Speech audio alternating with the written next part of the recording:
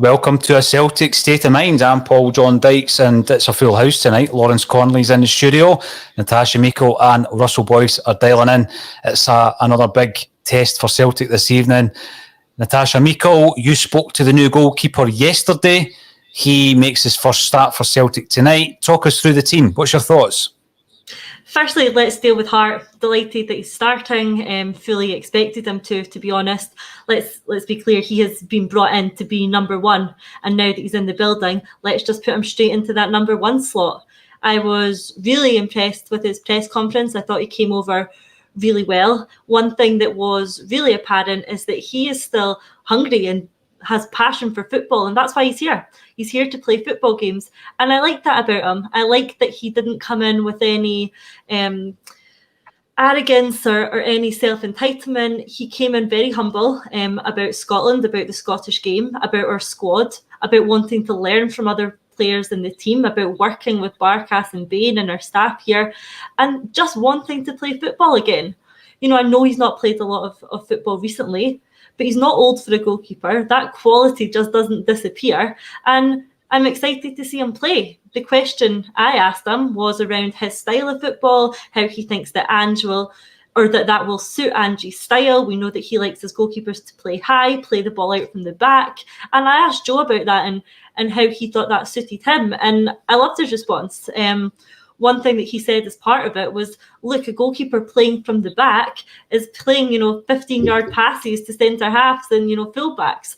That's not a difficult thing to do. It's the thing you start off as a kid when you're learning the basics. He can do that. That can suit his style. So, yeah, I'm really excited to see him play tonight, and I think he'll add a lot of experience to that back line and our defensive players. I'm not just saying this, I thought it was an excellent question and an excellent answer, because there's been so much spoken about in relation to this sweeper keeper, this the modern way that a goalkeeper is meant to perform. And I think he even admitted, and he alluded to the fact that maybe he had a different perception of what that entailed. But now let's get back to basics. It just basically means you're going to spray a 10, 15, 20-yard pass. And it will be obviously to the two centre-halves the way that we're playing it. Natasha, you're already on first team name terms with him, a wee bit like Declan. You're calling him Joe. You're calling him Joe. So I know sometimes words, Russell, can be hollow. He came across really confident. But as I say, there was a bit of humility in there. And I just don't think any other goalkeeper we've got in our books would feel any kind of confidence in that back line. Joe Hart's going to do that tonight, isn't he?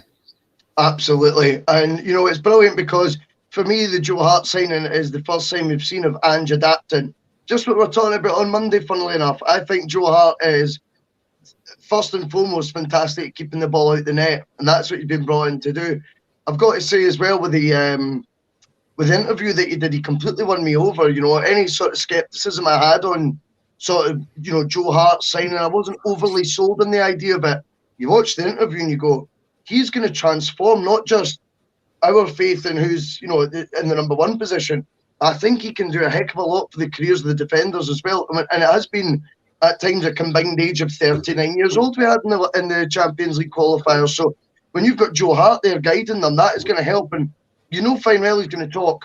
He is going to talk, and he's not going to stop talking. He's going to command his area. And I think as well, when it comes to shot stopping, there can often be less opportunities given away if the goalkeeper is telling defenders where to go, where to be positioned, how to stop attacks, and that will actually prevent the amount of shots as I think that will be in the receiving end of. Set pieces is a huge thing. Joe Hart commanding those set pieces and coming in the box should certainly give us an advantage now from what we've seen. I mean, it's been unbelievable over the last sort of 12 months in terms of set piece giveaways, and I do believe that Hart's addition, I think it will help us big time. And I've got to say, I do agree with the interview stuff that he did. He does seem hungry, but he also seems to already have that mindset of, I'm here to win as well. And I like that. No, absolutely. Over the last year, Lawrence Conley, we've had, a lot of discussion in relation to people who don't want to be here, people on big wages, players who seem not to care as much as they should about things like winning the 10 in a row last season. The interview that Jeremy Frimpong gave post-Celtic career, where it didn't really seem to matter that much. You can't win them all, was kind of the message we got from him. What we've got here is maybe somebody looking to prove themselves, and I think it starts tonight. How are you feeling about the defence he's got in front of him, Lawrence? Listen, Tony Ralston, arguably the best player the last two games. Hopefully lays in with another wonder goal. Taylor's our best left back at the club. Muir Beaton's probably where the question marks are. Startwell has been brought as a starter. Yeah. So the only surprise is maybe Beaton. What is he going to give you that Welsh wouldn't have given you? So, yeah, for me, I'd have started Welsh, but that's going to be a 3 out of 4 of our best defenders, unless we sign someone else. See, when we're looking at that, Natasha, I'll come to yourself. I'm not just saying this with hindsight because we didn't win the game against Hearts, but I agree with Lawrence. I think that Stephen Welsh has done enough last season and at the beginning of this season to merit a starting berth before Muir Beaton. All right. Yeah. And I think he's the guy who's going to be feeling hard done by on the bench tonight. And quite rightly so. He has been hard done by. What has Welsh done particularly wrong to justify him losing his position? I think he's solid in every game that he's played for us, pretty much been solid every game. He's that sort of player who looks comfortable at centre-back. That's his natural position. Yes, he is young. There's no getting away from that. But look at the game time he's played. He got a lot of games last season. He's got a lot of experience, under his belt this season already. And then all of a sudden, he's been moved out the team for Muir Beaton, who is not a natural centre-half. I know we'll talk about the fact that he has played a lot of games at centre-half for Celtic and for his country. He doesn't look like a natural centre-half. He does not look like that is his natural position in the slightest, unlike Stephen Welsh, and has proven himself at times to be a liability. Welsh hasn't done any of that. And maybe we'll point to the qualities, maybe we'll point to the fact that he's younger. I think Welsh could really thrive next to someone with more experience like Starfelt, in front of someone with more experience like Hart. And for me, I would have had Welsh in there ahead of Beaton tonight. When I'm looking at that back line, Russell, and Stephen Welsh on the bench, I would suggest that until Julian comes back, unless of course we go out and buy another centre half, I would have thought that Stephen Welsh would be a first pick alongside Starfelt until Julian comes back. Now, we're talking about the fullbacks being part of the problem because obviously I think teams are targeting the fullbacks because they seem to be a weak link. If we can, target the fullbacks, get the crosses in, set pieces, we know that Celtic are weak at the back. What's your thoughts on the fullback? I mean, Brian Degnan's coming in to remind us that Ralston is quite clearly the new Cafu. Someone raised a really interesting point, actually. I never got the time to bring it up, where they said, had the Hearts game been the first time you'd seen Anthony Ralston at right back, what would your opinion be of him as a player? Yeah, I mean, the fullback issues, I think Ralston's actually been one of the standouts so far, let's be honest. I don't quite think he's the new Cafu, but I think so far he's doing an admirable job, isn't he? I think he's doing well from the fullback role. Greg Taylor, again, he's someone, as Lawrence rightly points out, is the best left back at the club. That's why he's starting again tonight. Mm-hmm. The fullback issues, I think, will still be addressed. I don't see Bolingoli having a future at the club.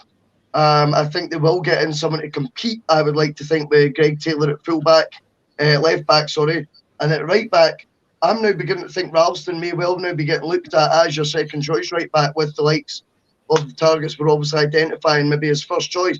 But Ralston's done absolutely nothing wrong to not deserve that label now of being, the rotated, if you like, or the backup option at fullback. Defensively, I think you're absolutely right, though. I just want to touch on the Beaton thing. I think it's the only selection that Andrew's made that he will get scrutiny for now. I think that one it's controversial, and to me, it's also putting a lot of faith in someone that's not really rewarded you already. In fact, he did the exact opposite. He didn't reward Andrew at all. He cost him big time. Welsh, as Natasha rightly says, seems to have done anything wrong. And I don't see a progression for Near Beaton at Celtic at centre-back. I don't see Near Beaton being someone that we're going to try and mould into a Celtic centre-back over the next 4 or 5 years, albeit he'll probably still be there and we'll probably still be playing Champions League qualifiers with him at centre-back. But that, I don't think he's the player we should be focusing on in that role. And now you've got Starfelt in as well, international defender with Sweden, obviously experience of playing a couple of different countries, 4 million odd quid. That to me would be a perfect partner for Welsh right now. That type, that profile anyway. We've not seen enough of Starfelt to sort of judge him as a player, but I certainly think the profile fits having someone like Welsh right now who's still, earning his stripes as himself, whatever the saying is. I'm terrible at that stuff. He's but is that what it is? Right. But anyway, I was trying to be on a roll there. I'm terrible at this, man. But I think Welsh would have been a perfect partner with Starfelt, and I just don't see how. There's nothing to learn about Near Beaton right now. All you're waiting for is a disaster. And I've seen Al Morrison's comment in the WhatsApp chat group, and I think me and Al have different views on football. But I also enjoy reading his blogs. I can't take that away. I do like reading things from another angle. You have to accept it. But I'm sure it was him who was saying Welsh was one of the best passers at Celtic not so long ago. And then it's now been turned into Beaton's the only one who can play from the back. So we need to try and work out what the situation is. What is the benefits of Beaton playing at the back right now above Welsh? And if it's passing from the back, then I'm a bit concerned because I thought that's what one of Welsh's strongest attributes were. It's an interesting point, and we do have comments coming in, so let's have a look through CFC 1967 on YouTube. Welsh has cost 3 goals this season by diving in and giving away stupid free kicks as well. That can't be denied. I think the problem with Welsh was that he was playing in such an inexperienced defence that he seemed to be throwing himself into a lot of challenges. Some rash, I think some of the decisions were rash, but, take your point on board. He was responsible for giving away the free kicks.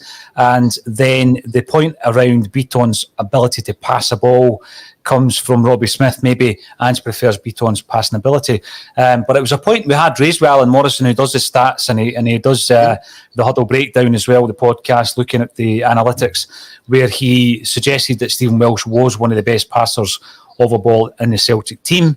We need to just basically trust that Ange has seen enough of Beaton to suggest that he fits his style of play more than Stephen Welsh at this moment in time.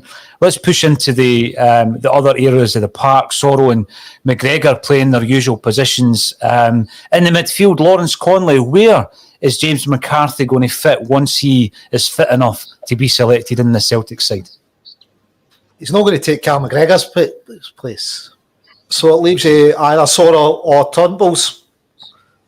And right now, none of them have covered themselves in glory. So I think it's going to be Sorrow's place. But McCarthy can play as an attacking midfielder as well. So unless Turnbull starts to put in performances of last season's standards, he's not going to be our first name on it or a first pick. So if I was Turnbull, I would be thinking I need to up my game a bit. But for me, he's taken Sorrow's position. Now that, for me, because I'm old-fashioned, Natasha, I said this earlier, is a number 6. Whereas I look at McGregor as a number 8 and Turnbull as a number 10. So I personally think that Sorrow hasn't started this season off all that well. When he came in last season, he came in at the perfect time for him, perfect time for Turnbull. And at that time, you remember, Conor Hazard came in as well. And we done really well against Lille, and we're kind of thinking, well, this might be the turnaround that we need. 3 new players coming in like new signings, adding an energy and a dynamic to the side that we didn't have before. Sorrow looked absolutely brilliant in those early games. He then fell out of favour. He's been back in favour this season, as much due to the fact that we don't have the personnel to mix it up a bit in the midfield. We do now with McCarthy coming in. Do you agree with Lawrence, Natasha, that McCarthy, once he's fit, will take that place ahead of Sorrow?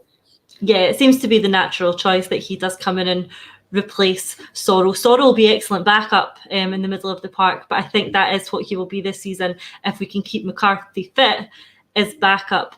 I have to say, I don't think Turnbull or Sorrell have had particularly good starts to the season. Turnbull isn't showing what he showed at the end of last season that got him awarded our Player of the Year.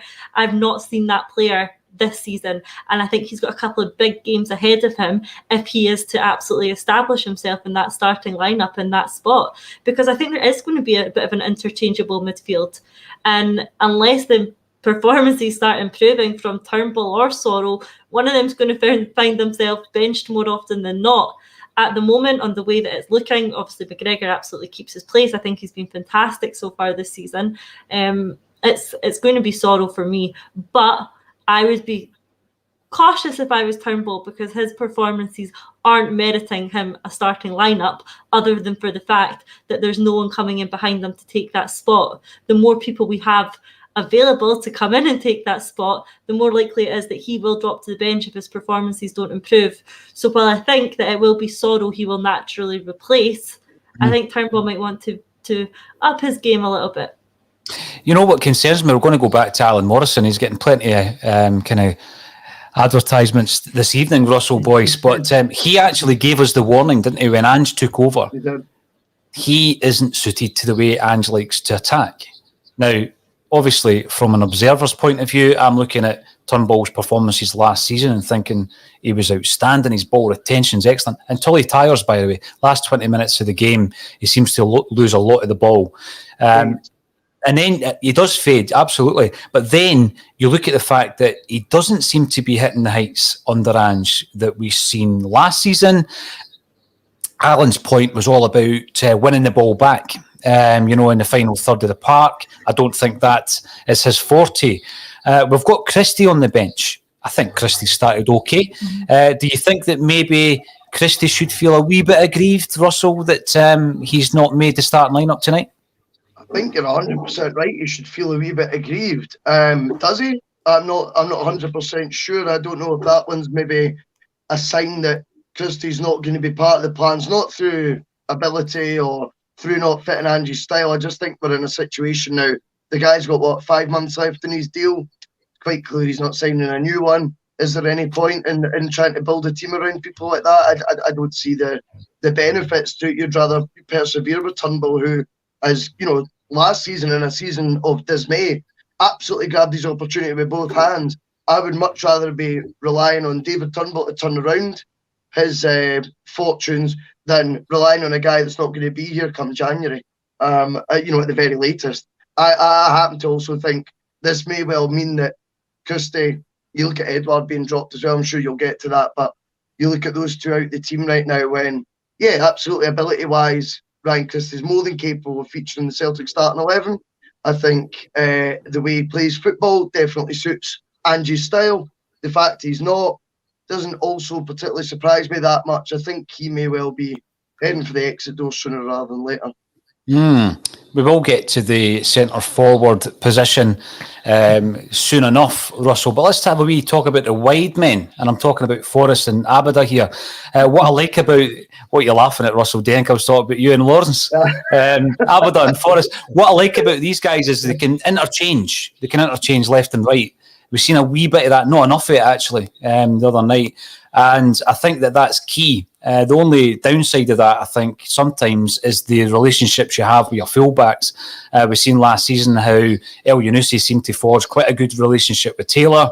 Taylor will be starting, I'm guessing, with Abada in front of him. Forrest will be starting on the right-hand side. I don't know if that's confirmed. But how important is it, Lawrence, that these guys can interchange and give the fullbacks of our opposition a new challenge? Yep. It keeps the opposition guessing.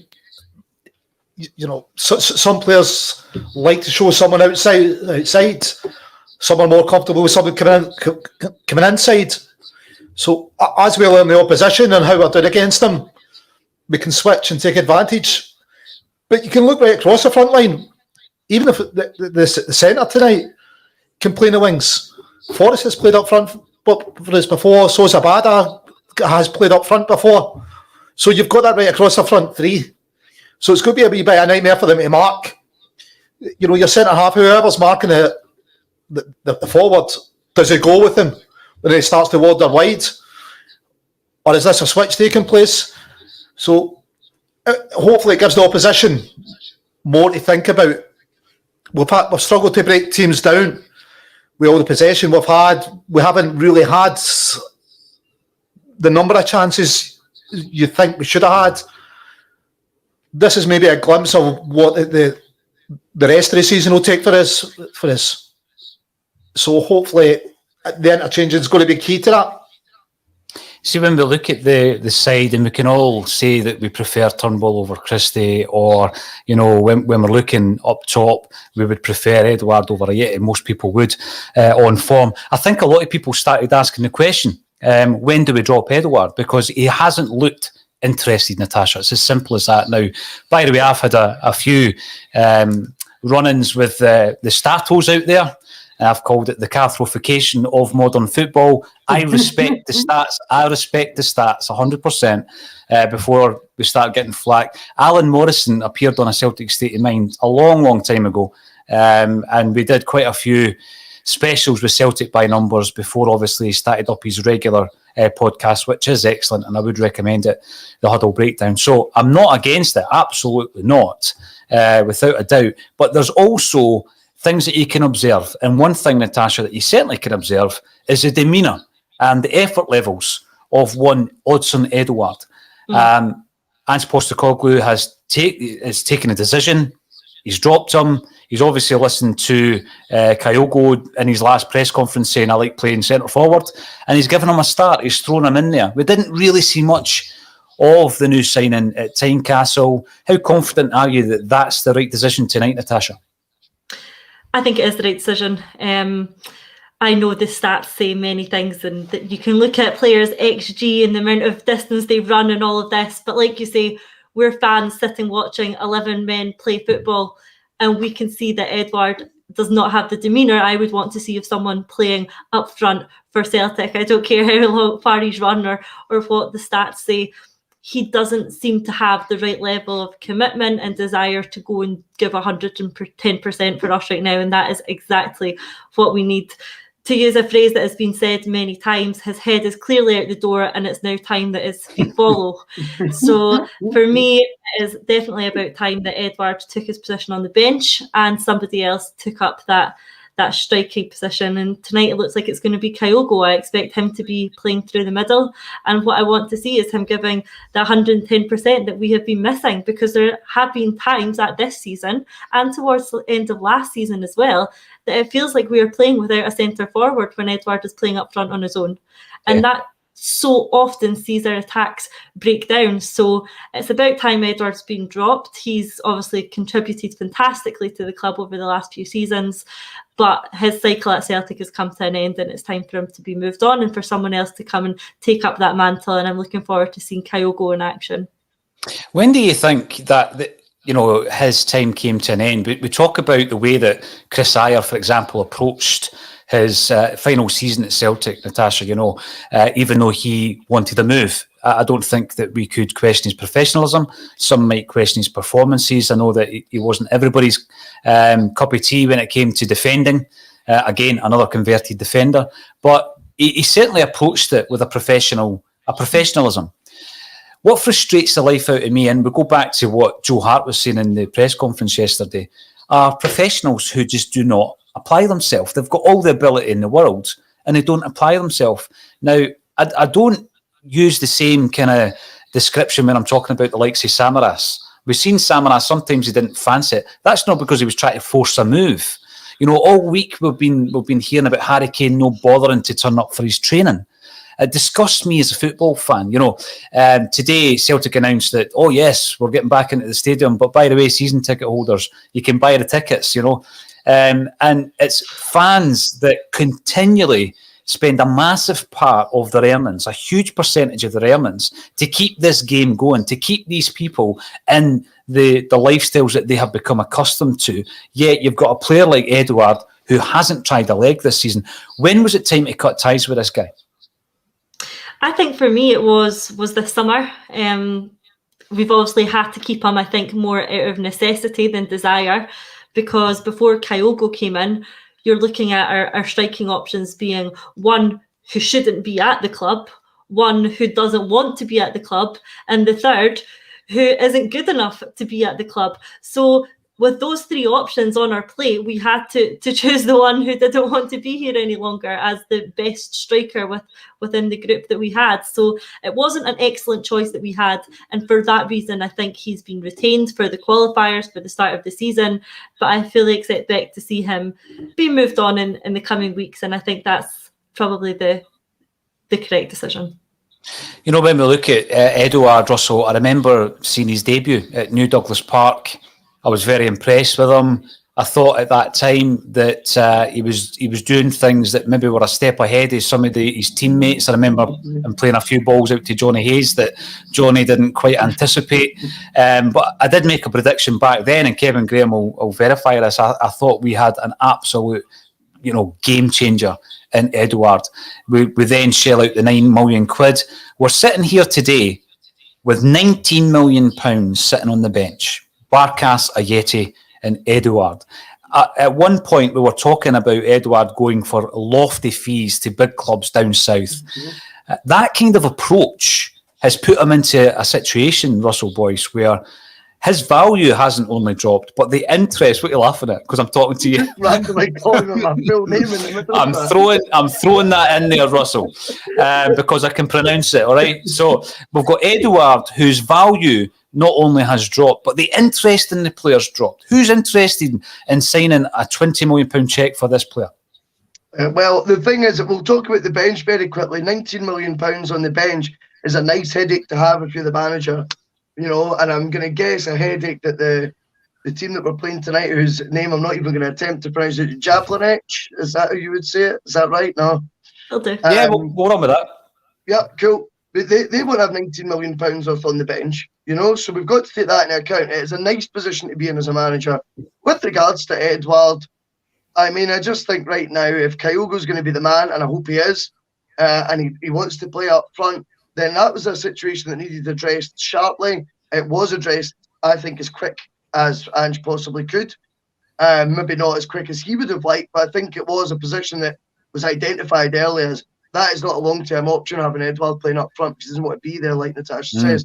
The problem is, for Eduard, if you just take the Celtic glasses off and you look at it from his prism, you wonder, where is it that's going to go that's going to excite you like you've had at Celtic over the last few years? Because he's going to have a lot of good memories right now as well. You only need to look at Moussa Dembele, who constantly harks back to his Celtic days, and yet he's been at clubs like Lyon, Atletico Madrid, and he's won a title. Only the other day, he's retweeting stuff saying, I can remember a game so well, I scored a penalty. Where's Eduard going to get these sort of memories all over again? And I'll tell you this, it will not be at Brentford, where he'll inevitably end up higher, because I think that will be as good as he gets. Putting the Celtic tinted specs, the green tinted specs back on, how much do we realistically make off Eduard now? Well, I think you're looking at higher levels of money, if I'm being honest. I think he's devalued his own. He's brought his own price tag down, Paul, by not performing.